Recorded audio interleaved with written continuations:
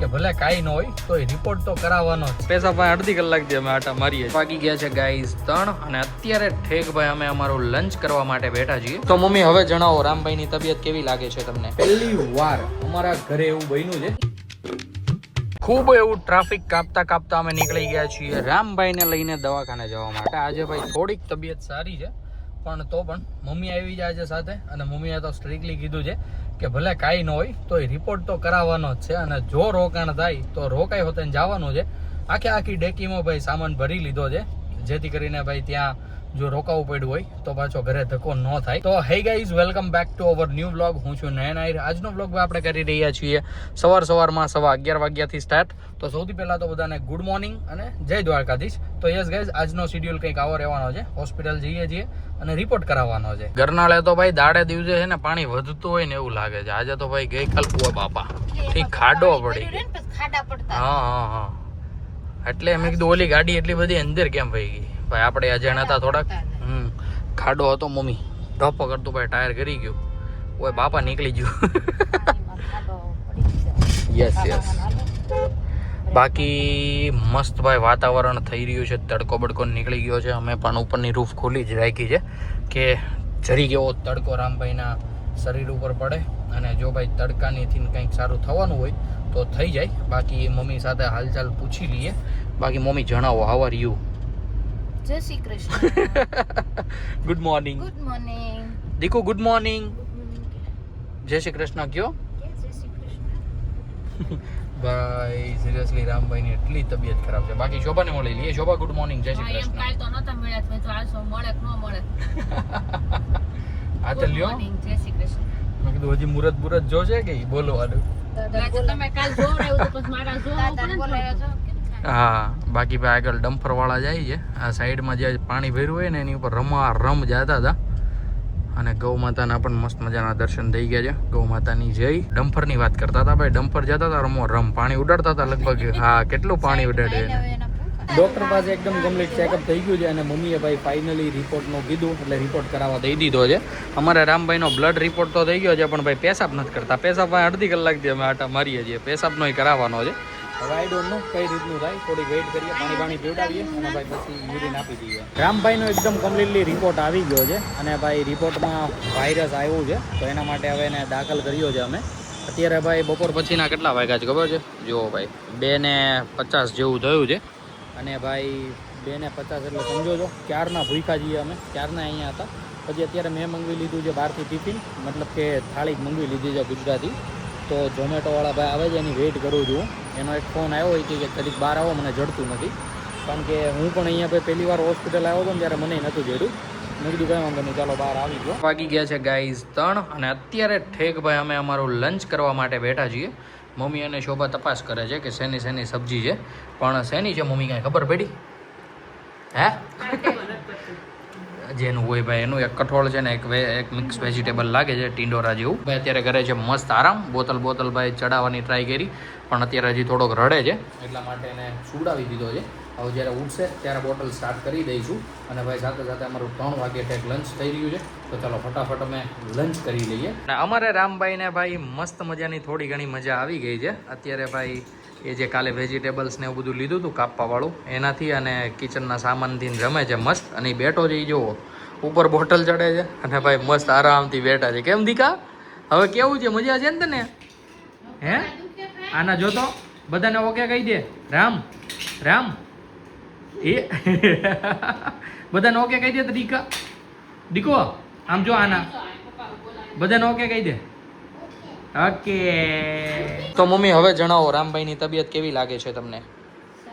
સારી લાગે છે ભાઈ. આજે બપોરે છે ને બધા એટલી મસ્ત ઊંઘ ખેંચી છે ને શું તમને વાત કરું. લગભગ 3 વાગે જમી કાઢીને અમે સૂઈ જ ગયા હતા. કારણ કે રામભાઈને છે ને એક હાથમાં જે પંચર પાડ્યું હતું ને એ પંચરથી સરખું નહોતું થયું. તો પછી એને બીજા હાથમાં પંચર પાડવાનું હતું. તો ડૉક્ટરે કીધું કે ઉઠી જાય ને કમ્પ્લીટલી ત્યારે તમે આવજો. તો એ પંચર અમે લગભગ 5 વાગ્યા સમથિંગ પડાવ્યું છે. કેમ મમ્મી? તો 5 વાગે ગયા. પહેલા હાથમાં સોય હતી, હવે આ હાથમાં લેવડાવી અને અત્યારે મસ્ત ભાઈ બોટલ પણ ચડે છે ને રામભાઈ પણ રમે છે. આમ જુઓ એના નકરા જુઓ. અત્યારે હમણાં જસ્ટ નાજા મામા અને મામી આવીને ગયા. અત્યારે તો મસ્ત રમે છે શોભા હારે. આવું હોય ને તો ભાઈ અમને કંઈક જોવું ગમે કે ભાઈ ચાલો બોટલ ચડે છે, રામભાઈને પીડા નથી અને શાંતિથી રમે છે. ઓલું તો હું આખો દિવસ નિમાણો રહેતો હતો અને એવી રીતના ભાઈ પછી તો શું જ અમારે કરવું એમ. એટલા માટે ડિસિઝન લીધું કે દાખલ કરી દઈએ. હા દીકા બોલો ભાઈ. એ ચાકુ ઓય ઓય એમ નો હોય દીકા. હા એને કેટલું વિચાર્યું પેલા તો. એમ નો કપાય દીકા, હરકું કાપો. ઓલું શોભા જેસીબી માંથી નળી કાઢ નાખ તો. જેસીબી ઘા કરશે નળી બળી બધું આવશે બારું. કઈ વાંધો નહીં, ચાલો રામભાઈ સાથે મસ્ત ઘડીક રમીએ. ત્યાં સુધીમાં ભાઈ આ જે નાની બોટલ છે ને આટલી પૂરી કરવાની છે એટલે અડધી કલાક જેવું થશે. એટલે એ ક્લિયર કરાવીને પછી અમે જઈએ ઘરે. અને અમે અહીંયા એવું રાખ્યું છે કે રાત્રે ઘરે જતા રહીશું અને ભાઈ સવારે પાછા વહી આવીશું. એટલે એમાં શું છે કમ્પ્લીટલી રામભાઈ સૂઈ શકે. જ્યારે બોટલ નથી ચડીને ત્યારે નકરું તો એવું જ કહેતો હતો ઘરે જાવું ઘેરે જવું ઘેરે જવું. એટલા માટે ભાઈ પછી અમે આવ્યું ડૉક્ટરને કીધું કે ભાઈ અમે સાંજે તો ઘરે જ વહ્યા જાવું, નકર અમારે છોકરો નહીં રહે આયા. ઓકે કયો ઓકે ઓકુ ની ઓકે એલા ભાઈ ઓકે કયો ની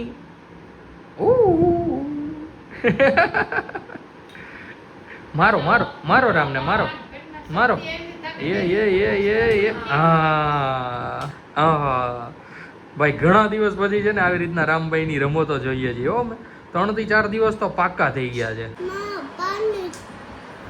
શેમાં એમાં શું કરવાનું છે તારે?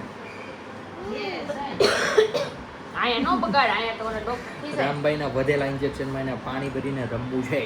કેમ દીકા અત્યારે નો રમાય, ઘરે રમાય દીકા. આ પાટા છૂટી જાય ને પછી તાર રાઈસ ને દહીં ખાવા હું લઈ આવું ને હું. હાલો લઈ આવું હો ભાઈ. હવે કંઈક માંગે છે, અહીંયા જ જાઉં છું લેવા ઓલી સિસ્ટર જાની તો તું લેતી હા દહીં ને રાઈસ આયા છે ને. ચાલો ભાઈ સામેથી માંગ્યા છે ત્યાં મસ્ત ખવડાવી લઈએ. બટા આમ વળ ખાય તો કોને લાગશે કે તું બીમાર છો? હે દીકા જો તો ભાઈ અત્યારે રાતના 8 વાગ્યા છે. ડૉક્ટર ચેકઅપમાં આવે પછી ભાઈ ડિસ્ચાર્જ જઈએ આજના દિવસ પૂરતી.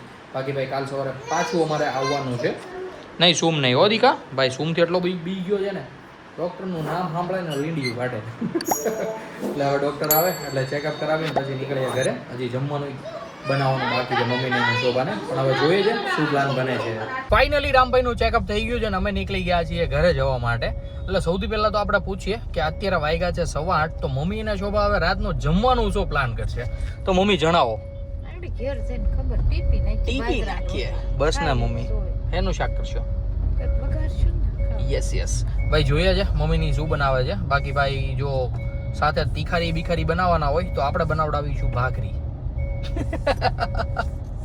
ચાલો ફટાફટ પહોંચીએ ઘરે. અમે ગાઈઝ બપોરના હોસ્પિટલમાં ઘરી ગયા હતા અને ભાઈ 8 વાગી ક્યારે ગયા ને અમને કાંઈ એટલે કાંઈ દઈશ ન હોય જી. અને ભાઈ અત્યારે અંધારું લાગે છે ને એવું અમને અંદરથી એવું નથી લાગતું કે આપણે ઘરે જઈએ એમ. કારણ કે અમે આજે લેટ જમ્યા હતા લગભગ 3 વાગ્યા સમથિંગ. તો એટલે હજુ છે ને પેટમાં એટલી બધી ભૂખ નથી કે ફટાફટ ઘરે જઈએ પહોંચીએ અને બધા માટે બનાવીએ અને ખાઈ લઈએ એમ આપણે. પણ ઘરે ભાઈ બધા પપ્પા દાદા બાન બધા ભૂખ્યા છે.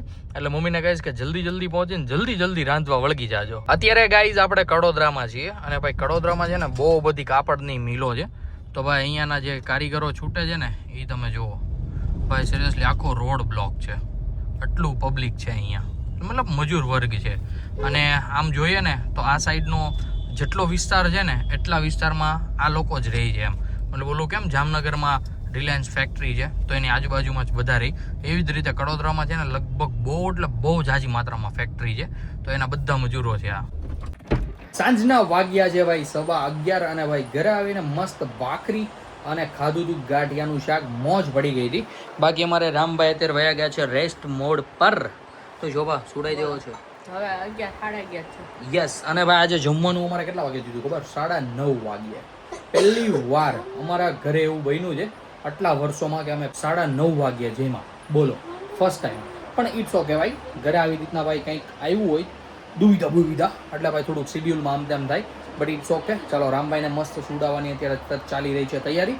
તો હું પણ વિચારું છું કે મસ્ત મજાનો ભાઈ ફ્રેશ થઈ જાઉં, નાહી ધોઈને એકદમ મસ્ત મજાનો કમ્પ્લીટલી ફ્રેશ થઈને સૂઈ જાઉં. સાથે સાથે ભાઈ આજના બ્લોગને પણ આપણે અહીંયા જ એન્ડ કરી દઈએ. આઈ હોપ કે આજનો બ્લોગ તમને બધાને ભાઈ ગમ્યો હશે. ગમ્યો તો લાઈક કરી દેજો. ચેનલ પર કોઈ નવું હોય તો ચેનલને સબસ્ક્રાઇબ કરી લેજો. મળીએ એક આવવાનું ધમાકેદાર બ્લોગ સાથે. ત્યાં સુધી બાય.